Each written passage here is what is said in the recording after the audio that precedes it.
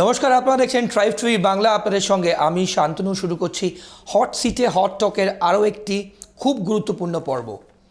এখন সব পর্বই যা আপনারা দেখবেন সবগুলোই কিন্তু খুব গুরুত্বপূর্ণ হতে যাবে কারণ এই মুহূর্তে রাজ্য রাজনীতির যা অবস্থা, যত ইলেকশন আসছে, যত ভোট আসছে, ততই কিন্তু উত্তপ্ত পরিস্থিতি হচ্ছে।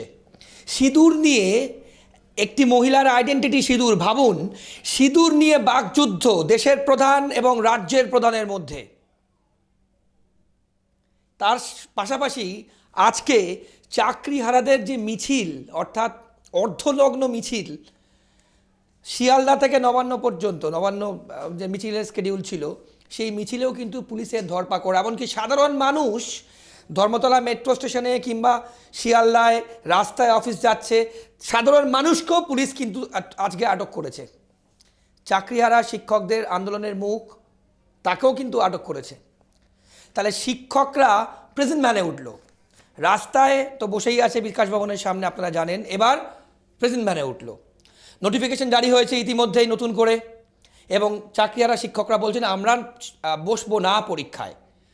পাশাপাশি যেটা প্রথমেই বললাম, প্রধানমন্ত্রী গতকাল এসছেন এবং সিঁদুর নিয়ে, মুখ্যমন্ত্রী অপারেশন সিন্দুর নিয়ে প্রধানমন্ত্রী যা বলেছেন, মুখ্যমন্ত্রী বলছেন কালকে ইলেকশন করুন, আমরা রেডি, দেখি আপনার কত জোর। আজকে বুঝতেই পারছেন একদম গরমাগরম টপিক নিয়ে আমরা আপনাদের সামনে আজকের পর্ব শুরু করছি।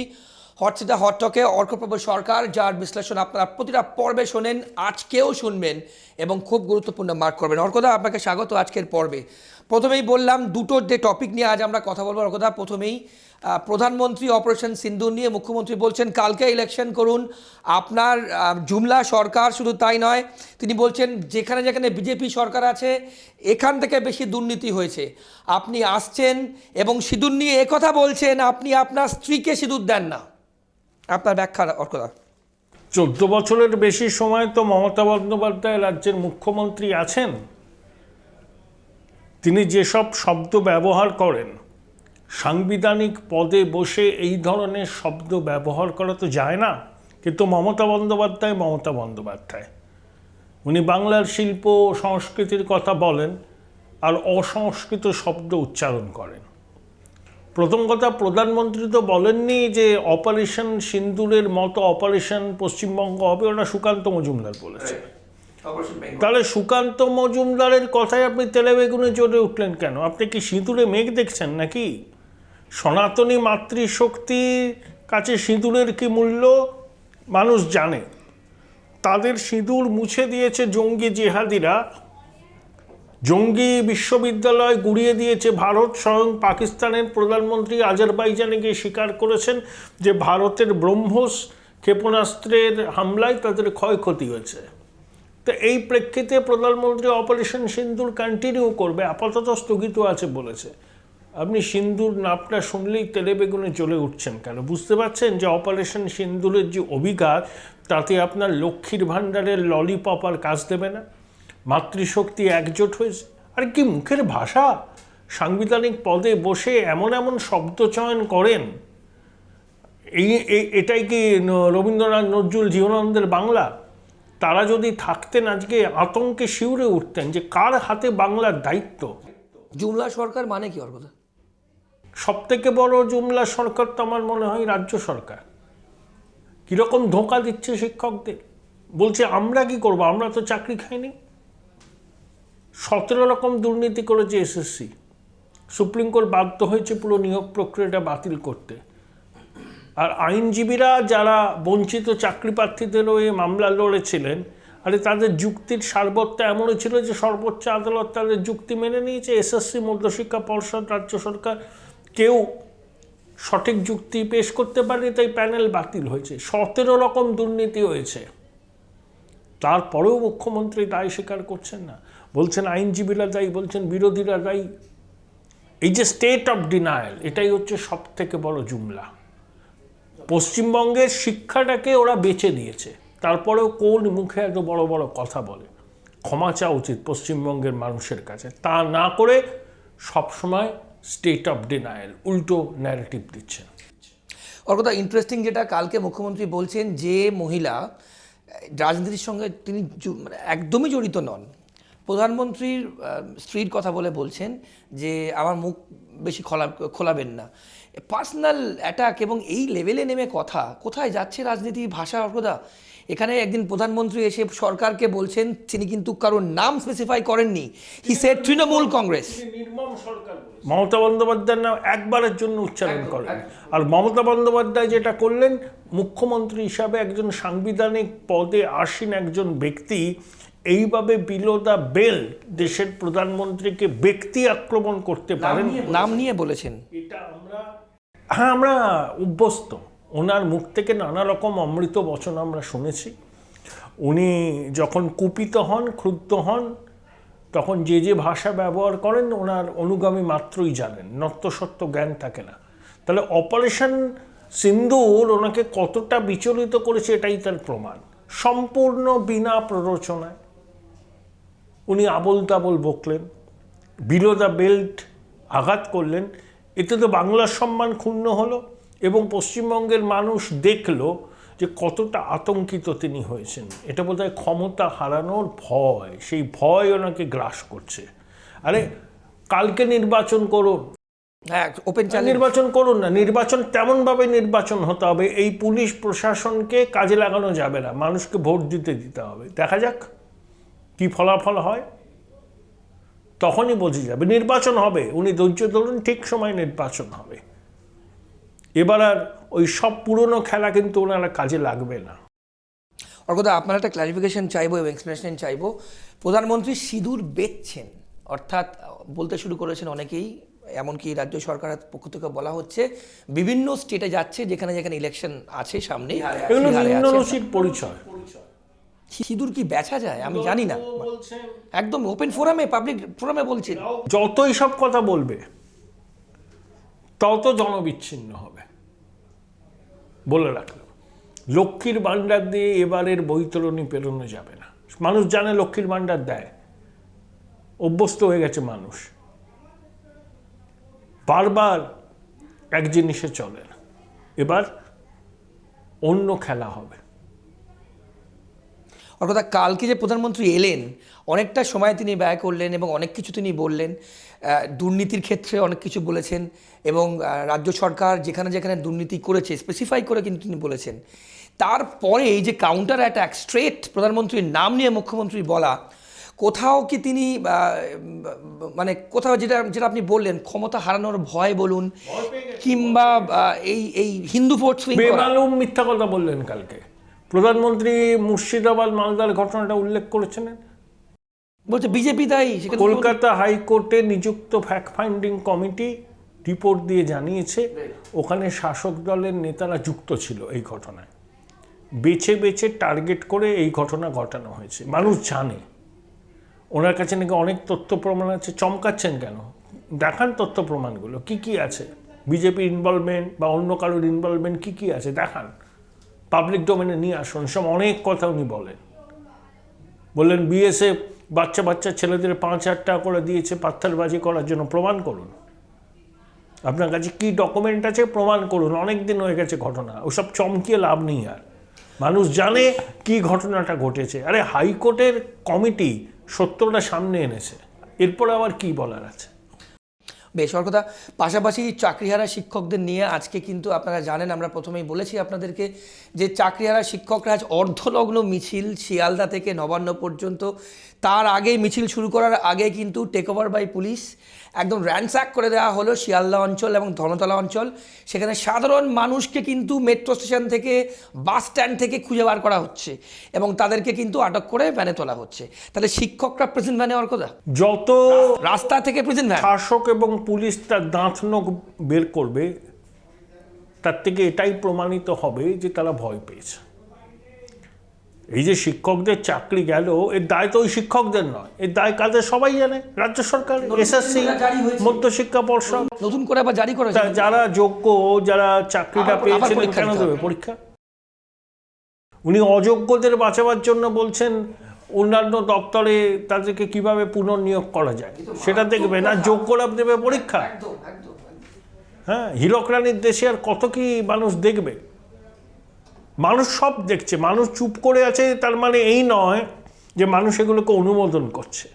মানুষ এগুলো অনুমোদন করছে না। আর যত সরকারি প্রশাসন এবং পুলিশ এগুলোকে বন্ধ করতে চেষ্টা করবে, ততই বোঝা যাবে যে সরকার কতটা বিব্রত এবং চাপে পড়েই পুলিশকে নামিয়ে দিয়েছে। এ তো পুলিশ নির্ভর সরকার, পুলিশকে সরিয়ে দিন, 48 ঘন্টা টিকবে না। বেশ, অর্থাৎ একটু বীরভূমের দিকে যদি আমরা যাই, বীরভূমে কিন্তু অনুব্রত মণ্ডল এবং এটি কল রেকর্ড ভাইরাল হয়েছে, আপনারা সবাই জানেন। সেখানে কাজল শেখ এবং অনুব্রত মণ্ডলের মধ্যে কিন্তু আগে থেকেই ছিল, এখন আর প্রকট হয়েছে ব্যাপারটা। কীভাবে দেখছেন অর্কদা? সেখানে কিন্তু অনেকে ইতিমধ্যেই বিজেপিতে জয়েন করছেন, অনুব্রত মণ্ডল ঘনিষ্ঠ যারা, সেখানকার বিশ্লেষণ কীভাবে? যেমন অনুব্রত তেমন কাজল, এদের সম্পর্কে যত কম কথা বলা যায় তত আপনারা ভালো থাকবেন, আমাদের দর্শকরা ভালো থাকবে। এরা কে? এরা কে? প্রথম কথা, এরা কে? বাংলার রাজনীতিতে এদের কি ভূমিকা? অকিঞ্চিতকর, নগণ্য।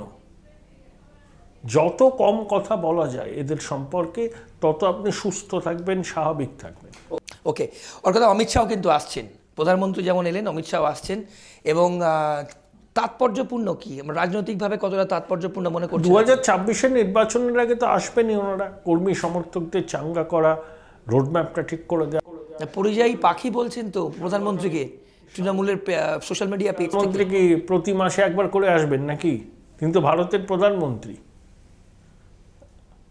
হ্যাঁ, তাকে তো বিদেশ নীতি থেকে শুরু করে সব কিছু তাকে দেখতে হয়, তাকে বিদেশ যেতে হয়, অন্য কাজ করতে হয়।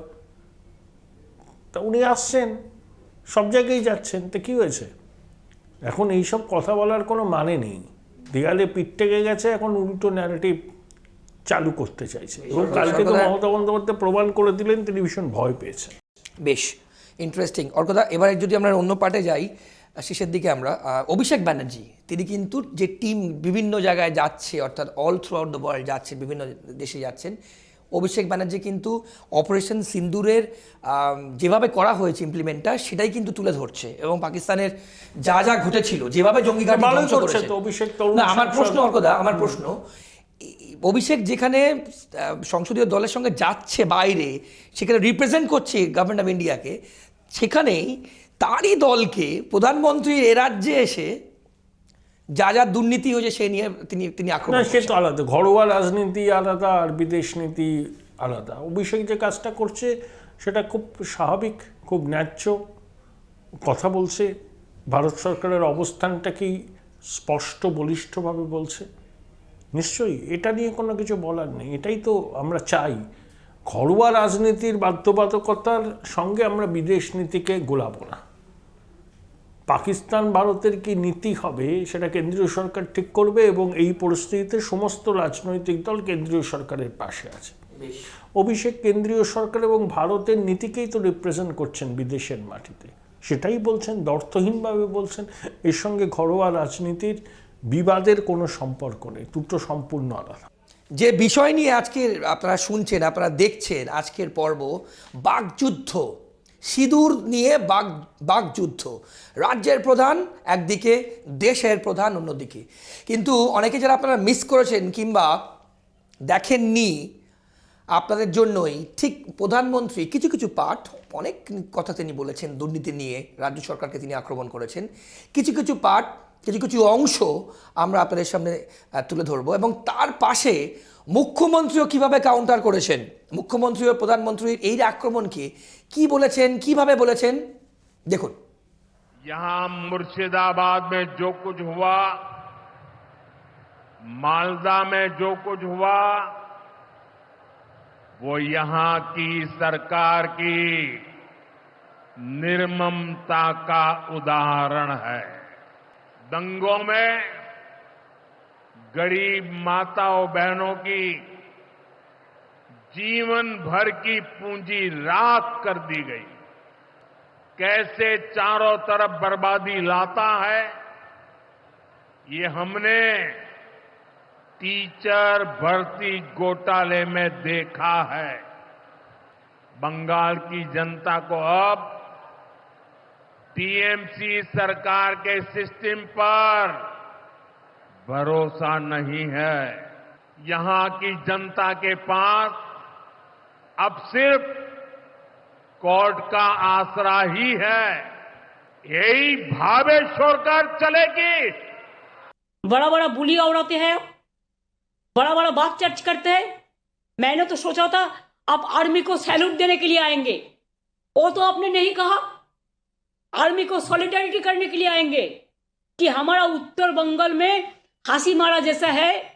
हासीमारा में अब उतरा, इसी के लिए उतरा उधर से अलीपुरद्वार जाने के लिए। शिलीगुड़ी में हमारा एयरबेस है, हासीमारा में है, कालिम्पोंग में है, दार्जिलिंग में है। कभी आप सोचा? आप तो सिक्किम गया ही नहीं, क्यों आप डरते हैं? নির্বাচনী প্রচার হিসেবে রাজনীতির রং লাগিয়ে রাজনীতির হোলি খেলতে এসছেন একজন প্রধানমন্ত্রী, এটা শোভা নয়, এটা সৌজন্য পাওয়া যায় না। তাদের দলের এমপিকে শাসন করবার ক্ষমতা নেই। যে দলের এমপি মহিলাদের অসম্মান করে, তাদের নেতা প্রধানমন্ত্রীর উচিত তাকে প্রথম শ্যাক করা, তারপরে তিনি এসব কথাগুলো বলবেন। But please remember, every women they have a respect. They take sindoor from their husband. But PM Modi is saying just like, you are not the husband of everybody. Why you are not giving sindoor to your Mrs. first? I challenge them. If they have the guards, you go election for tomorrow. We are ready and Bengal is ready to accept your challenge. তাহলে প্রধানমন্ত্রী যে গতকালকে যা এলেন এবং তার counter সঙ্গে সঙ্গে মুখ্যমন্ত্রী দিলেন, এরপর আপনি হিন্দু ভোট, মহিলাদের এই যে সিঁদুর নিয়ে মধ্যরাতে সিঁদুর দান বলে আমরা একটা অনুষ্ঠান করেছিলাম। হিন্দু ভোট তো কনসলিডেট হয়েই গেছে, সেই জন্যই মমতা বন্দ্যোপাধ্যায় ভয় পাচ্ছেন। লক্ষ্মীর ভান্ডারের অ্যাডভান্টেজ এবার তৃণমূল পাবে। ভিজবে না বলছেন লক্ষ্মীর ভান্ডারে, অনেকবার হয়েছে, বারবার হয় না এক জিনিস দিয়ে। বেশ, তাহলে অপারেশন সিন্দুর নিয়ে কথা রাজনীতির ক্ষেত্রে সিঁদুর বেচছেন প্রধানমন্ত্রী, এটাকে হাতিয়ার করে রাজনীতি করা হচ্ছে, এগুলো সব আপনি ডিনাই করছেন, মানে এগুলো সব না। প্রধানমন্ত্রী তো রাজনীতি কেন করবেন না? কোথাও বাধা আছে নাকি রাজনীতি করতে? তৃণমূলের তো আর একটা স্টেটমেন্ট আপনাকে বলা হয়, তৃণমূলের অনেকে বলছেন, অনেক এমপি বলছেন যে এমন ভাব প্রধানমন্ত্রী যুদ্ধ করেছেন। যুদ্ধ করেছে সেনাবাহিনী, কিন্তু সেনাবাহিনীকে সিদ্ধান্ত গ্রহণ করার ক্ষমতা এবং নেতৃত্ব দিয়েছে ভারতের অরাজনৈতিক নেতৃত্ব এবং ভারতের প্রধানমন্ত্রী। তিনি তা প্রধানমন্ত্রী নির্দেশেই তো হয়েছে। প্রধানমন্ত্রী তো সেনাবাহিনীকে পূর্ণ স্বাধীনতা দিয়েছিলেন। এখানে সেনাবাহিনী নিজের থেকে কিছু করতে পারে না, অনেকে ভুল ধারণা। রাজনৈতিক নেতৃবৃন্দের সবুজ সংকেত ছাড়া সেনাবাহিনী তো রাজনৈতিক নেতৃত্বের দিক নির্দেশ তো ছিল সেনাবাহিনী, সেনাবাহিনী সেটা ইমপ্লিমেন্ট করেছে, সেনাবাহিনী লড়াই করেছে। কিন্তু পুরো বিষয়টা সেনাবাহিনী যে এইভাবে অগ্রসর হবে সেটা রাজনৈতিক নেতৃবৃন্দ অনুমোদন দেওয়াতেই করেছে। এটাই নিয়ম, গণতান্ত্রিক দেশে এভাবেই হয়। ওকে, ওর কথা একদম শেষ পার্টে আপনি হয়তো জানবেনই, দর্শকরাও জানবেন যে চাকরিহারা শিক্ষকদের মধ্যে একজন কিন্তু দুদিন আগে মারা গেছেন। তার স্ট্রোক হয়েছিল, তার যদি কিডনির সমস্যা ছিল এবং চাকরিহারা শিক্ষকরা প্রেস কনফারেন্স করে বলছেন যে তার এই মানসিক যন্ত্রণা, তার ইএমআইয়ের যন্ত্রণা এবং সহ্য করতে না পেরে তার সঙ্গে কিডনির সমস্যা তার ছিল, সে মারা গেছে। আজকে যে ঘটনা ঘটলো অর্কদা, এরপর আবার নোটিফিকেশন জারি হয়েছে, কি হবে ভবিষ্যৎ? প্রচণ্ড জলগোলা হবে, মানে আবার কি টাকার নতুন করে না? বিষয়টা এমন পর্যায়ে যাচ্ছে, সামগ্রিক একটা অচল অবস্থা তৈরি হয়ে যাবে। খুব সহজে এই সংকট মিটবে না। কিন্তু লাখ লাখ পরীক্ষার্থী আবার নতুন করে ফর্ম ফিল আপ করবে। পড়ুক, ফর্ম ফিল আপ, পরীক্ষা তো হওয়া উচিত, নিয়োগ তো হওয়া উচিত। কীভাবে কী হবে, যোগ্যদের কীভাবে তাদের দাবিগুলোকে মানা হবে, উপায় বার করতে হবে, নইলে পরিস্থিতি নিয়ন্ত্রণের বাইরে বেরিয়ে যাওয়ার সম্ভাবনা আছে। মানে 31শে ডিসেম্বর পর জানি না তাদের ভবিষ্যৎ কি হবে, একমাত্র বোঝা যাচ্ছে না, দেখা যাক। ওকে, ওর কথা অনেক ধন্যবাদ আপনার সময়ের জন্য। আপনারা দেখলেন আমরা কিন্তু যে পর্ব আজকে আপনাদের সামনে তুলে ধরলাম, দুটো খুব ইন্টারেস্টিং জিনিস রাখলাম। গতকাল বাকযুদ্ধ বঙ্গবাসী দেখলো বাকযুদ্ধ, দেশের প্রধান একদিকে, রাজ্যের প্রধান অন্যদিকে, অর্থাৎ প্রধানমন্ত্রী, মুখ্যমন্ত্রী। প্রধানমন্ত্রী বলছেন দুর্নীতিগ্রস্ত তৃণমূল সরকার, প্রধানমন্ত্রী বলছেন চাকরিহারাদের জন্য এবং চাকরি সব তৃণমূল সরকারের দুর্নীতির জন্য হচ্ছে, এবং পাশাপাশি কাউন্টার করছেন রাজ্যের প্রধান মুখ্যমন্ত্রী। তিনি বলছেন কালকে নির্বাচন করুন, আমরা প্রস্তুত। এবং সিঁদুর নিয়ে মুখ্যমন্ত্রী বলছেন আর মুখ খোলাবেন না, প্রধানমন্ত্রী তার স্ত্রীকে কিন্তু সিঁদুর দেন না। এই পার্সোনাল অ্যাটাক, এই নিয়ে কিন্তু আমরা বিশ্লেষণ করলাম। এবং তার পাশাপাশি চাকরিহারা শিক্ষক যারা, আজকে তাদের মিছিল ছিল, অর্ধনগ্ন মিছিল, শিয়ালদা থেকে নবান্ন পর্যন্ত। সেই মিছিলেও কিন্তু পুলিশি ধরপাকড়, সাধারণ মানুষকে নিয়ে পুলিশ প্রেজেন্ট ভ্যানে তুলেছে। শিক্ষকরা, আমরা বলছি শিক্ষকরা রাস্তায় বসে আছেন, তারপর প্রেজেন্ট ভ্যানে আজকে কিন্তু তাদেরকে ধরা হলো। তারা চাকরিহীন, ইতিমধ্যেই একজন কিন্তু মারা গেছেন, আপনারা সবাই জানেন। এবং আমরা কেউ জানি না, আপনারাও কেউ কি জানেন যে তাদের ভবিষ্যৎ কী হবে? একমাত্র সময় বলতে পারবে 31শে ডিসেম্বরের পর। আশা করব আজকের পর্ব আমরা যা পয়েন্ট নিয়ে ডিসকাস করলাম আপনারা ভাববেন এবং ভাবাবেন। আপনাদের যারা বন্ধু বান্ধব আত্মীয় স্বজন সবাই আছে, সবাইকে দেখাবেন এই পর্ব। সোশ্যাল মিডিয়ায় কমেন্ট করুন, জানান, শেয়ার করুন এবং আপনাদের যা জিজ্ঞাসা আছে আমাদেরকে জিজ্ঞেস করুন। আজকের পর্ব এ পর্যন্তই। অন্যান্য সব খবরের জন্য দেখতে থাকুন ট্রাইবস টিভি বাংলা। ভালো থাকবেন, নমস্কার।